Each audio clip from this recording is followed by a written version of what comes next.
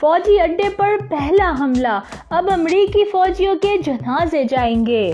مشرق وسطیٰ میں جنگ کے بادل ابھی ٹلے نہیں۔ جنگ کا خطرہ اس وقت تک موجود رہے گا جب تک امریکہ اپنی تمام فوجیں مشرق وسطیٰ سے نکال نہیں لیتا۔ امریکہ مخالف مزاحمتی جہادی تنظیمیں امریکہ کے خلاف متحد ہیں۔ ان کا ہدف ایک ہی ہے کہ خطے کو امریکی فوجیوں سے پاک کیا جائے۔ حزب اللہ کے سربراہ سید حسن نصر اللہ نے کہا کہ اسلامی مزاحمتی محاذ اب اپنا کام شروع کرنے ہی والا ہے۔ اس کا سیدھا سا مطلب یہ ہے کہ حزب اللہ اور اس کے حامی تنظیمیں امریکی فوجیوں اور اڈوں کو نشانہ بنائیں گی۔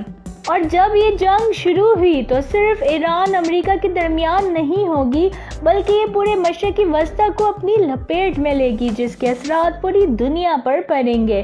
یقینی طور پر یہ جنگ تیسری عالمی جنگ میں بدل کے رہ جائے گی جسے کنٹرول کرنا ناممکن ہوگا۔ پھر جو تباہی ہوگی اس کے بعد دنیا کی شکل ہی بدل جائے گی۔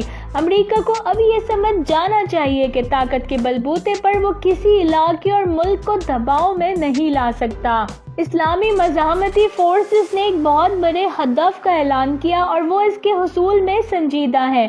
سید حسن نصر اللہ کے بقول امریکیوں کو اپنے فوجی اڈے سمیت لے کر یہاں سے نکلنا ہوگا۔ اسلامی مزاحمتی فورسز کا ایک ہی ہدف ہے اور وہ یہ ہے کہ امریکی افقی حالت میں واپس نہ جائیں بلکہ عمودی حالت میں واپس پلٹیں۔ ایک اہم بات جس پہ بہت کم بولا اور لکھا گیا اور وہ یہ ہے کہ اس حملے پر دنیا کے کسی ملک نے امریکہ کو مبارکباد نہیں دی، یہاں تک کہ سعودی عرب و اسرائیل نے بھی۔ اگرچہ اندرونی طور پر خوشی کا اظہار کیا گیا مگر رسمی طور پر ملنے والی اطلاعات کے مطابق اسرائیلی وزیر اعظم نے کابینہ کے اجلاس سے خطاب میں کہا کہ یہ امریکی اقدام ہے اور اس سے ہمارا کوئی تعلق نہیں۔ کہا جا رہا ہے کہ محمد بن سلمان نے اپنے بھائی کو اس پیغام کے ساتھ وائٹ ہاؤس بھیجا کہ ہم جنگ نہیں چاہتے۔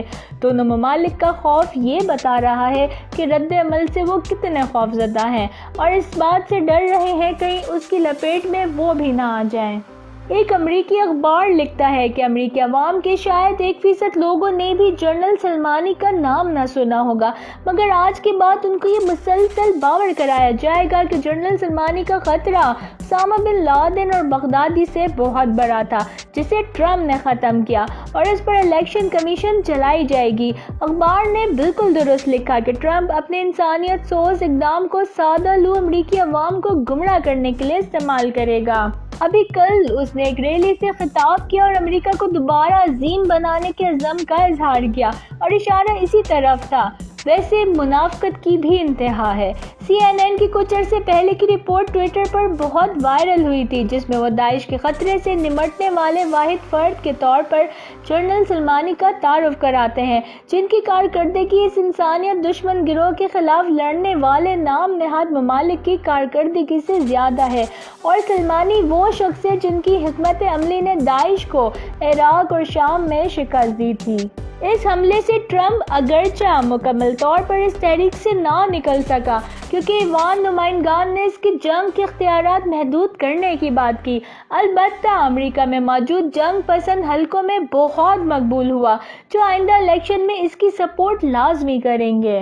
صدر کلنٹن نے اس وقت اسامہ بن لادن پر میزائل حملے کا ڈرامہ رچایا اور وہ میزائل پاکستان سے گزرتے ہوئے افغانستان چلے گئے۔ اسامہ تو بچ گیا مگر یہ میزائل حملہ کلنٹن کو اس اسکینڈل سے بھی نکال گیا۔ ٹرمپ کی دماغی حالت کو لے کر ابھی ٹرمپ کے خلاف بھی بڑی مہم چل رہی تھی اور امریکی ایوان نمائندگان میں ٹرمپ کے خلاف کارروائی شروع ہونے ہی والی تھی کہ ٹرمپ نے ایڈوینچر کیا اور تمام بین الاقوامی قوانین کو رونتے ہوئے جنرل سلمانی اور ابو مہدی مہندس کو شہید کر دیا۔ آخر ہے آئیے آپ کو ایک واقعہ سناتے ہیں۔ صدر کلنٹن کے خلاف مونیکا اسکینڈل عروج پر تھا۔ امریکی عوام بڑے پیمانے پر مظاہرے کر رہے تھے۔ کلنٹن کو سینیٹ میں بڑی مخالفت کا سامنا تھا۔ یوں لگ رہا تھا کہ سینیٹ میں صدر کے مواخذے کی تحریک آئے گی اور صدر کو ہٹا دیا جائے گا۔ یہ اسکینڈل اتنا بڑا تھا کہ صدر کلنٹن کو معافی مانگنے پڑی مگر اس کے باوجود امریکی عوام کا غصہ کم ہو کے نہیں دے رہا تھا۔ صدر کلنٹن نے اس وقت اسامہ بن لادن پر میزائل حملے کا ڈرامہ رچایا اور وہ میزائل پاکستان سے گزرتے ہوئے افغانستان چلے گئے۔ اسامہ تو بچ گیا مگر یہ میزائل حملہ کلنٹن کو اس اسکینڈل سے بھی نکال گیا۔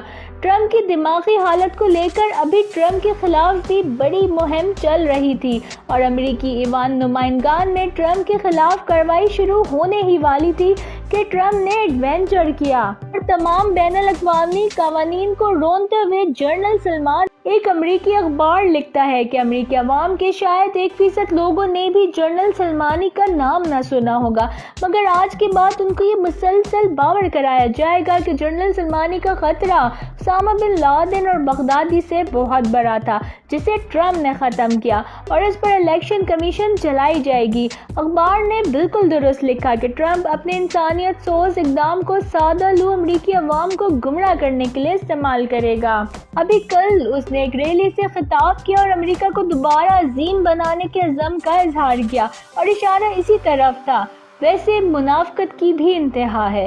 CNN کی کچھ عرصے پہلے کی رپورٹ ٹویٹر پر بہت وائرل ہوئی تھی جس میں وہ داعش کے خطرے سے نمٹنے والے واحد فرد کے طور پر جنرل سلمانی کا تعارف کراتے ہیں، جن کی کارکردگی اس انسانیت دشمن گروہ کے خلاف لڑنے والے نام نہاد ممالک کی کارکردگی سے زیادہ ہے، اور سلمانی وہ شخص ہے جن کی حکمت عملی نے داعش کو عراق اور شام میں شکست دی تھی۔ ایک اہم بات جس پہ بہت کم بولا اور لکھا گیا اور وہ یہ ہے کہ اس حملے پر دنیا کے کسی ملک نے امریکہ کو مبارکباد نہیں دی، یہاں تک کہ سعودی عرب و اسرائیل نے بھی۔ اگرچہ اندرونی طور پر خوشی کا اظہار کیا گیا مگر رسمی طور پر ملنے والی اطلاعات کے مطابق اسرائیلی وزیر اعظم نے کابینہ کے اجلاس سے خطاب میں کہا کہ یہ امریکی اقدام ہے اور اس سے ہمارا کوئی تعلق نہیں۔ کہا جا رہا ہے کہ محمد بن سلمان نے اپنے بھائی کو اس پیغام کے ساتھ وائٹ ہاؤس بھیجا کہ ہم جنگ نہیں چاہتے۔ دونوں ممالک کا خوف یہ بتا رہا ہے کہ رد عمل سے وہ کتنے خوفزدہ ہیں اور اس بات سے ڈر رہے ہیں کہیں اس کی لپیٹ میں وہ بھی نہ آ جائیں۔ اس واقعے سے یہ بات بھی ثابت ہوتی ہے کہ بین الاقوامی قانون اور انسانی حقوق کے نام کی کوئی چیز طاقت کے سامنے کوئی حیثیت نہیں رکھتی۔ یہ دونوں استعمار کے جدید نظریاتی ہتھیار ہیں۔ وہ جہاں چاہتا ہے کہ مسلط ہو، کوئی بہانہ نہ بھی ہو تو اپنی عوام کو مطمئن کرنے کے لیے ان دل فریب نعروں کے ساتھ حملہ آور ہو جاتا ہے۔ ابھی دیکھیے عراق کی خود مختاری کو رونتے ہوئے حملہ کیا گیا جو بین الاقوامی قانون کی خلاف ورزی ہے، ایک ایسے شخص پر جو سفارتی پاسپورٹ کے ساتھ اور ملک کے وزیر اعظم کی دعوت پر آیا ہے، اور امن مشن پر حملہ کیا گیا۔ یہ بین الاقوامی قانون کی دھوری خلاف ورزی ہے کیونکہ سفارت خانے پر امن مشن کے دوران حملہ صرف غیر تہذیب یافتہ اقوام ہی کرتی ہیں۔ یہ انسانی حقوق کی بھی خلاف ورزی ہے کیونکہ ہر شخص کو زندہ رہنے کا حق ہے، اس کی جان نہیں لی جا سکتی۔ امریکہ نے بغیر کسی عدالتی کارروائی اور بغیر کسی ثبوت کے کئی انسانوں کی جان لی ہے۔ بہادر اقوام اصول جنگ کے مطابق جنگ لڑتی ہیں، وہ اس طرح کے بزدلانہ حملے نہیں کرتی۔ داعش نے بیان دیا کہ ہمیں جنرل قاسم سلمانی کی موت پر بہت خوشی ہوئی کیونکہ ہمارا بہت بڑا دشمن مارا گیا۔ یہ وہ واحد آفیشیل بیان ہے جس میں خوشی کا اظہار کیا گیا۔ اس سے پہلے امریکی صدر ڈونلڈ ٹرمپ نے خوشی کا اظہار کیا تھا اور یوں علی اعلان داعش اور اس کے اصل مالک ٹرمپ ایک پیج پر ہیں۔ لبنان کی جہادی تنظیم حزب اللہ کے سربراہ سید حسن نصر اللہ کا کہنا ہے کہ دشمن اسلامی مزاحمتی محاذ کی کامیابیوں کو عوام کی نظر میں چھوٹا کر کے پیش کرتا ہے، جبکہ داعش کے خلاف جنگ سے پہلے اسلامی مزاحمتی محاذ کو اسرائیل کے لیے صرف ایک معمولی حیثیت سمجھا جاتا تھا، لیکن اب اسرائیلی اور لبنانی حکام اسلامی مزاحمتی محاذ کو ایک بلند سطح پر لے گئے ہیں، جہاں اسلامی مزاحمتی محاذ کو اسرائیل کے وجود کے لیے بہت بڑا خطرہ سمجھا جاتا ہے۔ اسلامی مزاحمتی محاذ کے سب سالاروں کی شہادت پر مبنی امریکی مجرمانہ اقدام کا جواب صرف ایک کارروائی نہیں بلکہ لمبے عرصے کے لیے محیط ایک مزاحمتی سلسلہ ہے جس کے نتیجے میں خطے سے امریکی موجودگی ختم ہو جائے گی۔